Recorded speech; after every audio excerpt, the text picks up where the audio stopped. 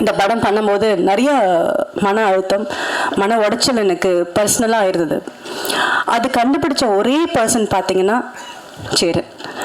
Autograph songs shoot பண்ணிகிட்ருக்கோம். Shoot பண்ணிகிட்டு இருக்கும்போது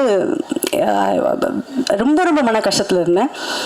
யாருக்குமே தெரியாது, நான் வெளியே ரொம்ப சிரிச்சிட்ருப்பேன், யாருக்குமே தெரியாது. நான் வந்து லைட் பண்ணிகிட்டு இருக்காங்க இந்த ஒவ்வொரு புக்லையும். அப்போது கார்னரில் உட்காந்துருந்தேன்.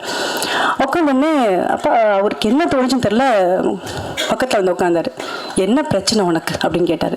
இல்லைப்பா ஒன்றும் இல்லைப்பா. இல்லை ஏதோ ஒரு பிரச்சனையில் இருக்கேன்னு எனக்கு தெரியும், எல்லாம் சரியாகும் ஓகே அப்படின்னு சொல்லி அன்னைக்கு ஃப்ரெண்ட்ஷிப் ஆனது தான் இந்த ஃப்ரெண்ட்ஷிப் வந்து 21 வருஷமாக அவ்வளோ பெஸ்ட் ஃப்ரெண்டுன்னு சொல்ல முடியும். இந்த இண்டஸ்ட்ரியில் நான் வந்து மார்த்துட்டு சொல்லிக்க முடியும். என்னோட dear best well-wisher and best friend யாருன்னு கேட்டால் நான் சேருன்னு சொல்ல முடியும்.